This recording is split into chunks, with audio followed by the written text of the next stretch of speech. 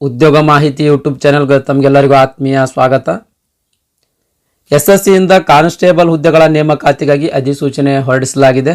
ಈ ಅಧಿಸೂಚನೆಯ ಸಂಪೂರ್ಣ ಮಾಹಿತಿ ಈ ವಿಡಿಯೋದಾಗಿರುತ್ತೆ, ಹಾಗಾಗಿ ವಿಡಿಯೋ ಸ್ಕಿಪ್ ಮಾಡಲಾರ್ದಂಗೆ ಕೊನೆ ತನಕ ನೋಡ್ರಿ. ಈ ಕಾನ್ಸ್ಟೇಬಲ್ ಹುದ್ದೆಗಳು ಆರ್ಮ್ಡ್ ಪೊಲೀಸ್ ಫೋರ್ಸ್, ಆಮೇಲೆ rifle man, armed rifles, narcotics and control bureau ಈ ಇಲಾಖೆಗಳಲ್ಲಿ ಹುದ್ದೆಗಳು ಖಾಲಿ ಇರ್ತಕ್ಕಂಥದ್ದು ಸ್ನೇಹಿತರೆ. ಪ್ರಮುಖ ದಿನಾಂಕಗಳ ಬಗ್ಗೆ ನೋಡೋದಾದ್ರೆ, ಅರ್ಜಿ ಸಲ್ಲಿಸ್ಲಕ್ಕೆ ಪ್ರಾರಂಭ ದಿನಾಂಕ ಸೆಪ್ಟೆಂಬರ್ 5, 2024.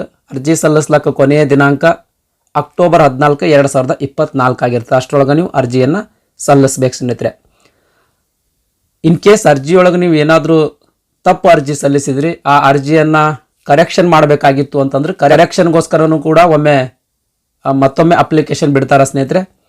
ಅದು ಅಪ್ಲಿಕೇಶನ್ ನವೆಂಬರ್ 5, 2024 ನವೆಂಬರ್ 7, 2024 ತನಕ ಬಿಡ್ತಾರೆ. ಈ 3 ದಿನಗಳಲ್ಲಿ ನೀವು ನಿಮ್ಮ ಅರ್ಜಿಯಲ್ಲಿ ಆಗಿರ್ತಕ್ಕಂಥ ತಪ್ಪುಗಳನ್ನು ತಿದ್ದುಪಡಿ ಮಾಡ್ಬೋದು ಸ್ನೇಹಿತರೆ. ಅಪ್ಲಿಕೇಶನ್ ತಿದ್ದುಪಡಿ ಮಾಡಿ ಸಬ್ಮಿಟ್ ಮಾಡಬೇಕಾದ್ರೆ ನೀವು ₹200 ಅರ್ಜಿ ಶುಲ್ಕವನ್ನು ತುಂಬಬೇಕಾಗ್ತದೆ.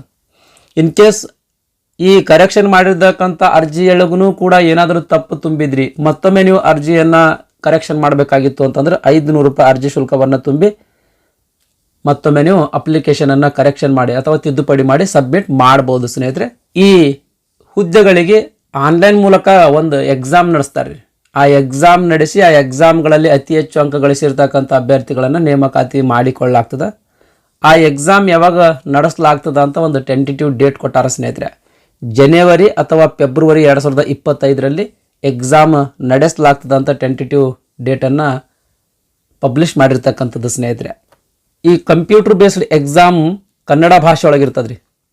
ಕನ್ನಡ ಭಾಷೆ ಒಳಗೆ ಈ ಎಕ್ಸಾಮ್ ಇರ್ತದೆ. ಈ ಹುದ್ದೆಗೆ ಆಯ್ಕೆ ಆದಮೇಲೆ ಪೇಮೆಂಟ್ ಎಷ್ಟು ಇರ್ತದೆ ಅಂತ ಅನ್ನೋದ್ರ ಬಗ್ಗೆ ನೋಡೋದಾದ್ರೆ, ಬೇಸಿಕ್ ಪೇಮೆಂಟ್ ₹18,000 ಇರ್ತದೆ ರೀ. ಬೇಸಿಕ್ ₹18,000 ಬೇಸಿಕ್ ಇರ್ತದೆ. ನೆಕ್ಸ್ಟ್ TA DA ಎಲ್ಲ ಸೇರಿದ್ರೆ ಒಟ್ಟು ನಿಮ್ಮ ಕೈಗೆ ಒಂದು ₹25,000 ತನಕ ಸಿಗ್ತದೆ ಸ್ನೇಹಿತರೆ. TA DA ಎಲ್ಲ ಸೇರಿದ್ರೆ ನಿಮಗೆ ಒಂದು ₹25,000 ಪ್ರತಿ ತಿಂಗಳಿಗೆ ಪೇಮೆಂಟ್ ಸಿಗುವಂಥದ್ದು.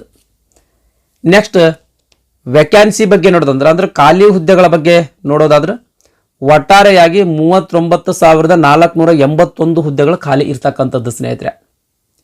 ಆಮೇಲೆ BSFನಲ್ಲಿ ಎಷ್ಟು ಹುದ್ದೆಗಳದಾವ, CISFನಲ್ಲಿ ಎಷ್ಟು ಹುದ್ದೆಗಳದಾವ, CRPFನಲ್ಲಿ ಎಷ್ಟು ಹುದ್ದೆಗಳದಾವ ಅಂತ ಇಲ್ಲಿ ಹುದ್ದೆಗಳ ವರ್ಗೀಕರಣ ಕೊಟ್ಟಿರ್ತಕ್ಕಂಥದ್ದು ಸ್ನೇಹಿತರೆ. ಅದೇ ರೀತಿ ಯಾವ ಯಾವ ಕ್ಯಾಟಗರಿಗೆ ಎಷ್ಟೆಷ್ಟು ಹುದ್ದೆಗಳು ಅದಾವ ಅಂತ ಇಲ್ಲಿ ವರ್ಗೀಕರಣ ಕೊಟ್ಟಿರ್ತಕ್ಕಂಥದ್ದು ಸ್ನೇಹಿತರೆ. ದಯಮಾಡಿ ವಿಡಿಯೋ ಪಾಸ್ ಮಾಡಿ ನೋಡ್ರಿ. ನೆಕ್ಸ್ಟ್ ವಯೋಮಿತಿ ಬಗ್ಗೆ ನೋಡೋದಾದ್ರೆ, ಕನಿಷ್ಠ 18 ವರ್ಷ ವಯಸ್ಸಾಗಿರ್ಬೇಕ್ರಿ. ಈ ಹುದ್ದೆಗಳಿಗೆ ಅರ್ಜಿ ಸಲ್ಲಿಸಬೇಕಾಗಿತ್ತು ಅಂತಂದ್ರೆ ಕನಿಷ್ಠ 18 ವರ್ಷ ವಯಸ್ಸಾಗಿರ್ಬೇಕು. ಗರಿಷ್ಠ 23 ವರ್ಷ ಮೀರಿರಬಾರ್ದ್ರಿ. ಗರಿಷ್ಠ 23 ವರ್ಷ ಮೀರಿರಬಾರ್ದು. ಈ 23 ವರ್ಷದ ಮೇಲೆ ಇನ್ ಎಡಿಷನ್ ಆಗಿ ಏಜ್ ರಿಲ್ಯಾಕ್ಸೇಷನ್ ಕೂಡ ನೀಡಲಾಗ್ತದೆ. ಆ ಏಜ್ ರಿಲ್ಯಾಕ್ಸೇಷನ್ ಬಗ್ಗೆ ನೋಡೋದಾದ್ರೆ, SC ಮತ್ತು ST ಕ್ಯಾಟಗರಿಯ ಅಭ್ಯರ್ಥಿಗಳಿಗೆ 5 ವರ್ಷಗಳು, OBC ಕ್ಯಾಟಗರಿಯ ಅಭ್ಯರ್ಥಿಗಳಿಗೆ 3 ವರ್ಷಗಳು, ಮಾಜಿ ಸೈನಿಕ ಅಭ್ಯರ್ಥಿಗಳಿಗೆ ಎಷ್ಟು ವರ್ಷ ಸೇವೆ ಸಲ್ಲಿಸಿದ್ದಾರೋ ಅಷ್ಟು ವರ್ಷಗಳು, ಅದ್ರ ಮೇಲೆ ಇನ್ ಎಡಿಷನ್ ಆಗಿ 3 ವರ್ಷ ಏಜ್ ರಿಲ್ಯಾಕ್ಸೇಷನನ್ನು ನೀಡಲಾಗ್ತದೆ ಸ್ನೇಹಿತರೆ. ಈ 23 ವರ್ಷಗಳ ಮೇಲೆ ಈ ರೀತಿ ಏಜ್ ರಿಲ್ಯಾಕ್ಸೇಷನ್ ಅಥವಾ ವಯೋಮಿತಿ ಸಡಿಲಿಕೆಯನ್ನು ನೀಡಲಾಗ್ತದೆ. ನೆಕ್ಸ್ಟ್ ಎಜುಕೇಷನ್ ಕ್ವಾಲಿಫಿಕೇಷನ್ ಬಗ್ಗೆ ನೋಡೋದಾದ್ರೆ, ಅಂದ್ರೆ ಈ ಹುದ್ದೆಗಳಿಗೆ ಅರ್ಜಿ ಸಲ್ಲಿಸಬೇಕಾಗಿತ್ತು ಅಂತಂದ್ರೆ ಎಜುಕೇಷನ್ ಕ್ವಾಲಿಫಿಕೇಷನ್ ಏನಾಗಿರಬೇಕು ಅಂತ ಅನ್ನೋದ್ರ ಬಗ್ಗೆ ನೋಡೋದಾದ್ರೆ, 10ನೇ ಪಾಸ್ ಆದ್ರೆ ಸಾಕು ಸ್ನೇಹಿತರೆ. 10ನೇ ಪಾಸ್ ಆಗಿರ್ತಕ್ಕಂಥ ಎಲ್ಲ ಅಭ್ಯರ್ಥಿಗಳು ಈ ಹುದ್ದೆಗಳಿಗೆ ಅರ್ಜಿಯನ್ನು ಸಲ್ಲಿಸಬಹುದು. ನೆಕ್ಸ್ಟ್ ಅಪ್ಲಿಕೇಶನ್ ಫೀ ಬಗ್ಗೆ ನೋಡೋದಾದ್ರೆ, ಅಂದ್ರೆ ಅರ್ಜಿ ಶುಲ್ಕದ ಬಗ್ಗೆ ನೋಡೋದಾದ್ರೆ, ₹100 ಅರ್ಜಿ ಶುಲ್ಕ ಇರ್ತದೆ ಸ್ನೇಹಿತರೆ. ₹100 ಅಪ್ಲಿಕೇಶನ್ ಫೀ ಇರ್ತದೆ. ಅದರಲ್ಲೂ ಮಹಿಳಾ ಅಭ್ಯರ್ಥಿಗಳಿಗೆ, ಆಮೇಲೆ SC ST ಅದೇ ರೀತಿ ಮಾಜಿ ಸೈನಿಕ ಅಭ್ಯರ್ಥಿಗಳಿಗೆ ಯಾವುದೇ ರೀತಿಯ ಅರ್ಜಿ ಶುಲ್ಕ ಇರಂಗಿಲ್ಲ ಸ್ನೇಹಿತರೆ. ಫೀ ಇವರಿಗೆ ಎಕ್ಸಂಪ್ಷನ್ ಇರ್ತದೆ. ಓಕೆ ರೀ. ಆಗಲೇ ಹೇಳ್ದಂಗೆ ಎಕ್ಸಾಮ್ ನಡೆಸಿಗಿಸಿಂದ ಈ ಹುದ್ದೆಗೆ ಆಯ್ಕೆ ಮಾಡ್ತಾರ ಅಂತ ಹೇಳಿದೆ. ಎಕ್ಸಾಮಿನೇಷನ್ ಸೆಂಟರ್ಸ್ ಯಾವ ಯಾವ ಸ್ಥಳಗಳಲ್ಲಿ ಇರ್ತದ ಅಂತ ಅನ್ನೋದ್ರ ಬಗ್ಗೆ ನೋಡೋದಾದ್ರೆ, ಕರ್ನಾಟಕದಲ್ಲಿ ಬೆಂಗಳೂರು, ಬೆಳಗಾವಿ, ಕಲಬುರಗಿ ಅಥವಾ ಗುಲ್ಬರ್ಗ, ಮಂಗಳೂರು, ಮೈಸೂರು, ಶಿವಮೊಗ್ಗ, ಹುಬ್ಬಳ್ಳಿ, ಉಡುಪಿ ಇವಿಷ್ಟು ಸ್ಥಳಗಳಲ್ಲಿ ಎಕ್ಸಾಮ್ ನಡೆಸಲಾಗ್ತದೆ ಸ್ನೇಹಿತರೆ. ಅಪ್ಲಿಕೇಶನ್ ಹಾಕಬೇಕಾದ್ರೆ ಇವಿಷ್ಟು ಎಕ್ಸಾಮ್ ಸೆಂಟರ್ಸ್ಗಳಲ್ಲಿ ಯಾವುದಾದ್ರೂ 3 ಎಕ್ಸಾಮ್ ಸೆಂಟರ್ಸ್ಗಳ ಪ್ರಿಫರೆನ್ಸನ್ನು ನೀವು ಕೊಡಬೇಕಾಗ್ತದೆ ಸ್ನೇಹಿತರೆ. ಪ್ರಿಫರೆನ್ಸ್ ಕೊಡಬೇಕಾದ್ರೆ ಕೇರ್ಫುಲ್ಲಿಯಾಗಿ ಪ್ರಿಫರೆನ್ಸ್ ಕೊಡ್ರಿ. ಯಾಕಂತಂದ್ರೆ ಪ್ರಿಫರೆನ್ಸ್ ಕೊಟ್ಟು ಒಮ್ಮೆ ಅಪ್ಲಿಕೇಶನ್ ಸಬ್ಮಿಟ್ ಮಾಡಿದ ಮೇಲೆ ಮತ್ತೊಮ್ಮೆ ಎಕ್ಸಾಮಿನೇಷನ್ ಸೆಂಟರ್ಸ್ ಚೇಂಜ್ ಮಾಡುವಂಥ ಅವಕಾಶ ಇರಂಗಿಲ್ಲ ಸ್ನೇಹಿತರೆ. ನೆಕ್ಸ್ಟ್ ಎಕ್ಸಾಮಿನೇಷನ್ ಬಗ್ಗೆ ನೋಡೋದಾದ್ರೆ ಆಗ್ಲೇ ಹೇಳ್ದಂಗೆ ಕಂಪ್ಯೂಟರ್ ಬೇಸ್ಡ್ ಎಕ್ಸಾಮಿನೇಷನ್ ಇರ್ತದೆ. ಕಂಪ್ಯೂಟರ್ ಬೇಸ್ಡ್ ಎಕ್ಸಾಮಿನೇಷನ್ ಅಂತಂದ್ರೆ ಕಂಪ್ಯೂಟರ್ನಲ್ಲಿ ಕ್ವಶನ್ಸ್ಗಳು ಕಾಣ್ತಿರ್ತಾವ, ಅಲ್ಲೇ ಕಂಪ್ಯೂಟರ್ನಲ್ಲೇ ಏನಪ್ಪ ಅಂದ್ರೆ ಮೌಸ್ ಸಹಾಯದ ಮೂಲಕ ನೀವು ಆನ್ಸರನ್ನು ಟಿಕ್ ಮಾಡೋದಿರ್ತದೆ. ಅದೇ ಕಂಪ್ಯೂಟರ್ ಬೇಸ್ಡ್ ಎಕ್ಸಾಮ್ ಸ್ನೇಹಿತರೆ. ಆಬ್ಜೆಕ್ಟಿವ್ ಟೈಪ್ ಕ್ವಶನ್ ಪೇಪರ್ ಇರ್ತದೆ. ಅಂದ್ರೆ ಒಂದು ಪ್ರಶ್ನೆ ಇರ್ತದೆ, ಒಂದು ಪ್ರಶ್ನೆಗೆ ABCD ಅಂತ 4 ಆಪ್ಷನ್ಸ್ ಇರ್ತಾವ್ರಿ. ಈ 4 ಆಪ್ಷನ್ಸ್ಗಳಲ್ಲೇ ಯಾವುದಾದ್ರೂ ಒಂದು ಆಪ್ಷನ್ ಸರಿಯಾದ ಉತ್ತರವಾಗಿರ್ತದೆ. ಆ ಸರಿಯಾದ ಉತ್ತರವನ್ನು ನೀವು ಟಿಕ್ ಮಾಡ್ಬೇಕ್ರಿ. ಓಕೆ ರೀ. ಈ ಕ್ವಶನ್ ಪೇಪರ್ ಒಟ್ಟು 80 ಕ್ವಶನ್ಸ್ಗಳನ್ನು ಒಳಗೊಂಡಿರ್ತದೆ. 80 ಕ್ವಶನ್ಸ್ಗಳನ್ನು ಒಳಗೊಂಡಿರ್ತದೆ. ಪ್ರತಿ ಕ್ವಶನಿಗೆ 2 ಮಾರ್ಕ್ಸ್ ಇರ್ತದೆ. 80 ಕ್ವಶನ್ಸ್ ಇರ್ತಾವ, ಪ್ರತಿ ಕ್ವಶನಿಗೆ 2 ಮಾರ್ಕ್ಸ್ ಅಂದ್ರೆ 160 ಮಾರ್ಕ್ಸಿಂದ ಕ್ವಶನ್ ಪೇಪರ್ ಆಗಿರ್ತದೆ ಇದು. ಓಕೆ ರೀ. ಒಟ್ಟು 60 ನಿಮಿಷ ಸಮಯಾವಕಾಶ ಇರ್ತದೆ. ಅಂದ್ರೆ ಒಂದು ತಾಸಿನಾಗ ಕ್ವಶನ್ ಪೇಪರನ್ನು ನೀವು ಬಿಡಿಸ್ಬೇಕು. ಎಕ್ಸಾಮ್ ಟೈಮ್ ಎಷ್ಟು ರೀ? 1 ತಾಸು. ಈ 80 ಕ್ವಶನ್ಸ್ಗಳನ್ನು ಯಾವ ಯಾವ ಸಬ್ಜೆಕ್ಟ್ಗಳ ಮೇಲೆ ಕೇಳಲಾಗ್ತದೆ ಅಂತ ಅನ್ನೋದ್ರ ಬಗ್ಗೆ ನೋಡಿದ್ರೆ general intelligence and reasoning, general knowledge and general awareness, elementary mathematics, general English or Hindi, ಇವೆಲ್ಲ ಸಬ್ಜೆಕ್ಟ್ಗಳ ಮೇಲೆ 20 ಕ್ವಶನ್ಸ್ಗಳನ್ನು ಕೇಳಲಾಗ್ತದೆ ಸ್ನೇಹಿತರೆ. ಒಟ್ಟಾರೆಯಾಗಿ 160 ಮಾರ್ಕ್ಸಿಂದ ಕ್ವಶನ್ ಪೇಪರ್ ಆಗಿರ್ತದೆ. ಆಮೇಲೆ 0.25 ಮಾರ್ಕ್ಸ್ ನೆಗೆಟಿವ್ ಇರ್ತದೆ ರೀ. ನೆಗೆಟಿವ್ ಅಂಕಗಳಿರ್ತಾವೆ. ನೆಗೆಟಿವ್ ಅಂದ್ರೆ ಋಣಾತ್ಮಕ ಅಂಕಗಳಂತಾರೆ ಕನ್ನಡದಾಗ. ಋಣಾತ್ಮಕ ಅಂಕಗಳಿರ್ತಾವೆ. ಅಂದ್ರೆ ಒಂದು ಪ್ರಶ್ನೆ ಇರ್ತದೆ, ಆಗ್ಲಿ ಹೇಳ್ದಂಗೆ ABCD ಅಂತ ಆಪ್ಷನ್ಸ್ಗಳಿರ್ತಾವ.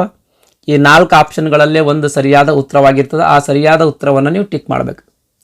ಇನ್ ಕೇಸ್ ಸರಿಯಾದ ಉತ್ತರವನ್ನು ಟಿಕ್ ಮಾಡುವಲ್ಲಿ ನೀವೇನಾದರೂ ತಪ್ಪು ಉತ್ತರ ಟಿಕ್ ಮಾಡಿದ್ರಿ ಅಂತಂದ್ರೆ 0.25 ಮಾರ್ಕ್ಸ್ ನೀವು ತೆಗೆದುಕೊಂಡಿರ್ತಕ್ಕಂಥ ಅಂಕಗಳಲ್ಲಿ ಡಿಡಕ್ಟ್ ಮಾಡಲಾಗ್ತದೆ ಸ್ನೇಹಿತರೆ. ಈ ರೀತಿ ನೆಗೆಟಿವ್ ಅಂಕ ಇರ್ತದೆ ಸ್ನೇಹಿತರೆ. ನೆಕ್ಸ್ಟ್ ಇಲ್ಲಿ ಸಿಲೆಬಸ್ ಕೊಟ್ಟರು ಸ್ನೇಹಿತರೆ. ಜನರಲ್ ಇಂಟೆಲಿಜೆನ್ಸ್ ಸಬ್ಜೆಕ್ಟ್ ಅಂದ್ರೆ ಆ ಸಬ್ಜೆಕ್ಟ್ನಲ್ಲಿ ಏನೇನು ಚಾಪ್ಟರ್ಸ್ಗಳು ಬರ್ತಾವ ಅಂತ ಇಲ್ಲಿ ಕಂಪ್ಲೀಟ್ ಸಿಲೆಬಸ್ ಕೊಟ್ಟರು. ದಯಮಾಡಿ ವಿಡಿಯೋ ಪಾಸ್ ಮಾಡಿ ನೋಡ್ರಿ. ನೆಕ್ಸ್ಟ್ ಕಂಪ್ಯೂಟರ್ ಬೇಸ್ಡ್ ಟೆಸ್ಟ್ ಆದಮೇಲೆ ಫಿಸಿಕಲ್ ಸ್ಟ್ಯಾಂಡರ್ಡ್ ಟೆಸ್ಟ್, ಆಮೇಲೆ ಫಿಸಿಕಲ್ ಎಫಿಷಿಯನ್ಸಿ ಟೆಸ್ಟ್ ಅಂತ ತಗೊಳ್ತಾರೆ ಸ್ನೇಹಿತರೆ. ಈ ಕಂಪ್ಯೂಟರ್ ಬೇಸ್ಡ್ ಟೆಸ್ಟ್ನಲ್ಲಿ ಯಾರು ಅತಿ ಹೆಚ್ಚು ಅಂಕ ಗಳಿಸಿರ್ತಾರೋ ಅಂಥ ಅಭ್ಯರ್ಥಿಗಳನ್ನು ಫಿಸಿಕಲ್ ಸ್ಟ್ಯಾಂಡರ್ಡ್ ಟೆಸ್ಟಿಗೆ ಆಯ್ಕೆ ಮಾಡಲಾಗ್ತದೆ, ಶಾರ್ಟ್ ಲಿಸ್ಟ್ ಮಾಡಲಾಗ್ತದೆ. ಫಿಸಿಕಲ್ ಸ್ಟ್ಯಾಂಡರ್ಡ್ ಟೆಸ್ಟ್ ಯಾರು ಪಾಸ್ ಆಗ್ತಿರೋ ಅಂಥ ಅಭ್ಯರ್ಥಿಗಳನ್ನು ಫಿಸಿಕಲ್ ಎಫಿಷಿಯನ್ಸಿ ಟೆಸ್ಟಿಗೆ ಆಯ್ಕೆ ಮಾಡಲಾಗ್ತದೆ. ಈ ಫಿಸಿಕಲ್ ಸ್ಟ್ಯಾಂಡರ್ಡ್ ಟೆಸ್ಟ್ ಆಮೇಲೆ ಫಿಸಿಕಲ್ ಎಫಿಷಿಯನ್ಸಿ ಟೆಸ್ಟ್ನಲ್ಲಿ ಪಾಸ್ ಆದಂಥ ಅಭ್ಯರ್ಥಿಗಳ ಡಾಕ್ಯುಮೆಂಟ್ ವೆರಿಫಿಕೇಶನ್ ಇರ್ತದೆ. ಆಮೇಲೆ ಮೆಡಿಕಲ್ ಎಕ್ಸಾಮ್ ಇರ್ತದೆ ಸ್ನೇಹಿತರೆ, ಮೆಡಿಕಲ್ ಟೆಸ್ಟ್ ಇರ್ತದೆ. ಇವೆಲ್ಲವುಗಳಲ್ಲಿ ಪಾಸ್ ಆದ್ರಿ ಅಂತಂದ್ರೆ ನಿಮ್ಮನ್ನು ನೇಮಕಾತಿ ಮಾಡಿಕೊಳ್ಳಲಾಗ್ತದೆ. ಮೊದಲನೇದಾಗಿ ಫಿಸಿಕಲ್ ಎಫಿಷಿಯನ್ಸಿ ಟೆಸ್ಟ್ ಬಗ್ಗೆ ನೋಡೋಣ ಸ್ನೇಹಿತರೆ. ಈ ಫಿಸಿಕಲ್ ಎಫಿಷಿಯನ್ಸಿ ಟೆಸ್ಟ್ನಲ್ಲಿ ರನ್ನಿಂಗ್ ಇರ್ತದೆ ಸ್ನೇಹಿತರೆ. ರನ್ನಿಂಗ್ ಇರ್ತದೆ, ನೀವು ರನ್ನಿಂಗನ್ನು ಪಾಸ್ ಮಾಡಬೇಕು. ಪುರುಷ ಅಭ್ಯರ್ಥಿಗಳಿಗೆ 5 ಕಿಲೋಮೀಟರ್ ರನ್ನಿಂಗ್ ಇರ್ತದೆ. ಈ 5 ಕಿಲೋಮೀಟರನ್ನು 24 ನಿಮಿಷದೊಳಗೆ ಕಂಪ್ಲೀಟ್ ಮಾಡಬೇಕು. 24 ನಿಮಿಷದಲ್ಲಿ 5 ಕಿಲೋಮೀಟರನ್ನು ಓಡ್ಬೇಕು ನೀವು. ಅಂದರೆ ಈ ಫಿಸಿಕಲ್ ಎಫಿಷಿಯನ್ಸಿ ಟೆಸ್ಟ್ ಪಾಸ್ ಆದಂಗೆ. ನೆಕ್ಸ್ಟ್ ಮಹಿಳಾ ಅಭ್ಯರ್ಥಿಗಳಿಗೆ 1.6 ಕಿಲೋಮೀಟರ್ ಓಟ ಇರ್ತದೆ. 8.5 ನಿಮಿಷದಾಗ ಓಡಬೇಕು. 8.5 ನಿಮಿಷದಾಗ 1.6 ಕಿಲೋಮೀಟರ್ ಓಟವನ್ನು ಕಂಪ್ಲೀಟ್ ಮಾಡಬೇಕು. ಈ ರೀತಿ ಕಂಪ್ಲೀಟ್ ಮಾಡಿದ್ರಿ ಅಂತಂದ್ರೆ ನೀವು ಈ ಫಿಸಿಕಲ್ ಎಫಿಷಿಯನ್ಸಿ ಟೆಸ್ಟ್ ಪಾಸ್ ಆದಂಗೆ ಸ್ನೇಹಿತರೆ.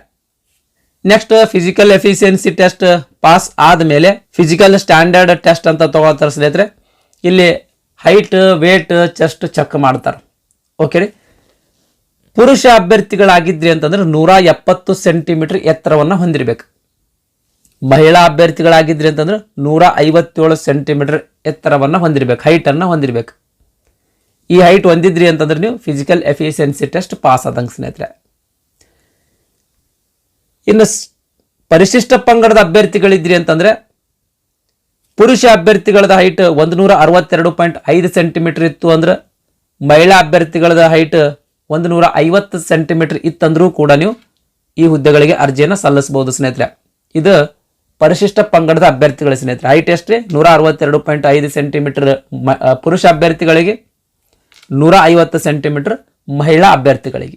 ನೆಕ್ಸ್ಟ್ ಚೆಸ್ಟ್ ಸ್ನೇಹಿತರೆ, ಎದೆ ಸುತ್ತಳತೆ ನೋಡ್ತಾರೆ. ಇದು ಪುರುಷ ಅಭ್ಯರ್ಥಿಗಳಿಗೆ ಮಾತ್ರ ಇರ್ತದೆ. 80 ಸೆಂಟಿಮೀಟರ್ ಎದೆ ಸುತ್ತಳತೆ ಇರಬೇಕು. ಎದೆಯನ್ನು ಹಿಗ್ಗಿಸಿದಾಗ 5 ಸೆಂಟಿಮೀಟರ್ ಎಕ್ಸ್ಪಾನ್ಷನ್ ಆಗಬೇಕು. ಈ ಹೈಟ್ ಮತ್ತು ಚೆಸ್ಟ್ ಇವೆರಡರಲ್ಲಿ ಪಾಸ್ ಆದಿರಿ ಅಂತಂದ್ರೆ ನೆಕ್ಸ್ಟ್ ಡಾಕ್ಯುಮೆಂಟ್ ವೆರಿಫಿಕೇಶನ್, ಆಮೇಲೆ ಮೆಡಿಕಲ್ ಎಕ್ಸಾಮಿನೇಷನ್ ಇರ್ತದೆ. ಇನ್ನು ST ಕ್ಯಾಟಗರಿಯ ಪುರುಷ ಅಭ್ಯರ್ಥಿಗಳಿದ್ರಿ ಅಂತ ತಿಳ್ಕೊಳ್ರಿ. 76 ಸೆಂಟಿಮೀಟರ್ ಎದೆ ಸುತ್ತಳತೆಯನ್ನು ಹೊಂದಿರಬೇಕು. ಎದೆಯನ್ನು ಹಿಗ್ಗಿಸಿದಾಗ 5 ಸೆಂಟಿಮೀಟರ್ ಎಕ್ಸ್ಪಾನ್ಷನ್ ಆಗಬೇಕು ಸ್ನೇಹಿತರೆ. ಇದು ST ಕ್ಯಾಟಗರಿಯ ಅಭ್ಯರ್ಥಿಗಳಿಗೆ. ಇನ್ನು ಮಹಿಳಾ ಅಭ್ಯರ್ಥಿಗಳಿಗೆ ವೇಟನ್ನು ಚೆಕ್ ಮಾಡ್ತಾರೆ, ತೂಕವನ್ನು ಚೆಕ್ ಮಾಡ್ತಾರೆ. ನಿಮ್ಮ ಹೈಟಿಗೆ ತಕ್ಕಂಗೆ ತೂಕ ಇರ್ಬೇಕು ಸ್ನೇಹಿತರೆ. ಅದು ಮೆಡಿಕಲ್ ಸ್ಟ್ಯಾಂಡರ್ಡ್ಸ್ ಇರ್ತದೆ, ಅದ್ರ ಪ್ರಕಾರ ನಿಮ್ಮದು ತೂಕವನ್ನು ಚೆಕ್ ಮಾಡ್ತಾರೆ. ನೆಕ್ಸ್ಟ್ ಆಗಲೇ ಹೇಳ್ದಂಗೆ ಈ ಎಕ್ಸಾಮ್ ಎಲ್ಲ ಎಕ್ಸಾಮ್ಗಳಲ್ಲಿ ಪಾಸ್ ಆದಮೇಲೆ ಡಾಕ್ಯುಮೆಂಟ್ ವೆರಿಫಿಕೇಶನ್ ಇರ್ತದೆ, ಆಮೇಲೆ ಮೆಡಿಕಲ್ ಎಕ್ಸಾಮಿನೇಷನ್ ಇರ್ತದೆ. ಇವು ಎಲ್ಲವುಗಳಲ್ಲಿ ನೀವು ಪಾಸ್ ಆದಿರಿ ಅಂತಂದ್ರೆ ನಿಮ್ಮನ್ನು ಕಾನ್ಸ್ಟೇಬಲ್ ಆಗಿ ನೇಮಕಾತಿ ಮಾಡಿಕೊಳ್ಳಲಾಗ್ತದೆ. ಮಹಿಳಾ ಮತ್ತು ಪುರುಷ ಅಭ್ಯರ್ಥಿಗಳ ಶಾರ್ಟ್ ಲಿಸ್ಟ್ ಸ್ಟೇಟ್ ವೈಸ್ ಮಾಡ್ತಾರೆ ಸ್ನೇಹಿತರೆ. ಸ್ಟೇಟ್ ವೈಸ್ ಈ ಕರ್ನಾಟಕ ಸ್ಟೇಟ್ನಾಗ ಎಷ್ಟು ಅಪ್ಲಿಕೇಶನ್ ಹಾಕ್ಯಾರ ಅದರೊಳಗೆ ಅತಿ ಹೆಚ್ಚು ಅಂಕ ಗಳಿಸಿರ್ತಕ್ಕಂಥ ಅಭ್ಯರ್ಥಿಗಳನ್ನು ಏನು ಮಾಡ್ತಾರೆ, ಇಲ್ಲಿ ಶಾರ್ಟ್ ಲಿಸ್ಟ್ ಆಗಿ ಮಾಡ್ತಾರೆ. ನೀವು ಆಲ್ ಓವರ್ ಇಂಡಿಯಾ ಕಾಂಪಿಟೇಷನ್ ಮಾಡುವಂಥ ಅವಶ್ಯಕತೆ ಇಲ್ಲ. ಜಸ್ಟ್ ಕರ್ನಾಟಕ ರಾಜ್ಯದಲ್ಲಿರ್ತಕ್ಕಂಥ ಅಭ್ಯರ್ಥಿಗಳನ್ನು ನೀವು ಕಾಂಪಿಟೇಷನ್ ಮಾಡಬೇಕು ಅಷ್ಟೇ. ನಮ್ಮ ರಾಜ್ಯದಲ್ಲಿರ್ತಕ್ಕಂಥವ್ರು ನಮಗೆ ನಾವೇ ಕಾಂಪಿಟೇಷನ್ ಮಾಡ್ಕೊಳ್ಬೇಕು. All over India cut off ತೆಗೆದ್ರು ಅಂತಂದ್ರೆ ಭಾಳ ಹೆಚ್ಚಿಗೆ ನಿಲ್ತದೆ. ಬಟ್ ಕರ್ನಾಟಕದ ಸ್ವಲ್ಪ ಕಡಿಮೆ ನಿಲ್ತದೆ ಕಂಪೇರ್ ಮಾಡಿದ್ರೆ, all over India candidates compare ಮಾಡಿದ್ರೆ ಸ್ನೇಹಿತರೆ. ಕರ್ನಾಟಕ ಅಥವಾ ಸ್ಟೇಟ್ ವೈಸ್ ಏನಪ್ಪ ಅಂದರೆ ಶಾರ್ಟ್ ಲಿಸ್ಟ್ ಮಾಡಲಾಗ್ತದೆ ಸ್ನೇಹಿತರೆ. ನೆಕ್ಸ್ಟ್ ಅಪ್ಲಿಕೇಶನ್ ಹ್ಯಾಂಗೆ ಹಾಕ್ಬೇಕಂತ ಅನ್ನೋದ್ರ ಬಗ್ಗೆ ನೋಡೋದಾದ್ರೆ ಇಲ್ಲಿ ಇನ್ ಡಿಟೇಲ್ ಆಗಿ ಗೈಡ್ಲೈನ್ಸ್ ಕೊಟ್ಟಾರ್ರಿ. ಈ ನೋಟಿಫಿಕೇಶನ್ ಟೆಲಿಗ್ರಾಮ್ ಚಾನಲ್ಗೆ ಶೇರ್ ಮಾಡಿರ್ತೀನಿ. ಟೆಲಿಗ್ರಾಮ್ ಚಾನಲ್ದ ಲಿಂಕ್ ಈ ವಿಡಿಯೋದ ಡಿಸ್ಕ್ರಿಪ್ಷನ್ದಾಗ ಕೊಟ್ಟಿರ್ತೀನಿ. ಯಾರು ಇನ್ನೂ ತನಕ ಟೆಲಿಗ್ರಾಮ್ ಚಾನಲ್ ಜಾಯ್ನ್ ಆಗಿಲ್ಲೋ ಕೂಡಲೇ ಜಾಯ್ನ್ ಆಗಿ ಈ PDF ಅನ್ನು ಡೌನ್ಲೋಡ್ ಮಾಡ್ಕೊಡ್ರಿ. ಅಂದರೆ ಈ ನೋಟಿಫಿಕೇಶನನ್ನು ಡೌನ್ಲೋಡ್ ಮಾಡ್ಕೊಳ್ರಿ. ಡೌನ್ಲೋಡ್ ಮಾಡಿಕೊಂಡು ಈ ಗೈಡ್ಲೈನ್ಸನ್ನು ಅಂದರೆ ಅಪ್ಲಿಕೇಶನ್ ಹ್ಯಾಂಗೆ ಹಾಕ್ಬೇಕಂತ ಅನ್ನೋದು ಗೈಡ್ಲೈನ್ಸನ್ನು ಕಂಪ್ಲೀಟಾಗಿ ಓದ್ಕೊಂಡು ತದನಂತರ ಅರ್ಜಿಯನ್ನು ಸಲ್ಲಿಸ್ರಿ ಸ್ನೇಹಿತರೆ. ಇದಿಷ್ಟು SSCಯಿಂದ ಕಾನ್ಸ್ಟೇಬಲ್ ಹುದ್ದೆಗಳ ನೇಮಕಾತಿಗಾಗಿ ಹೊರಡಿಸಿರ್ತಕ್ಕಂಥ ಅಧಿಸೂಚನೆಯ ಸಂಪೂರ್ಣ ಮಾಹಿತಿಯಾಗಿತ್ತು ಸ್ನೇಹಿತರೆ.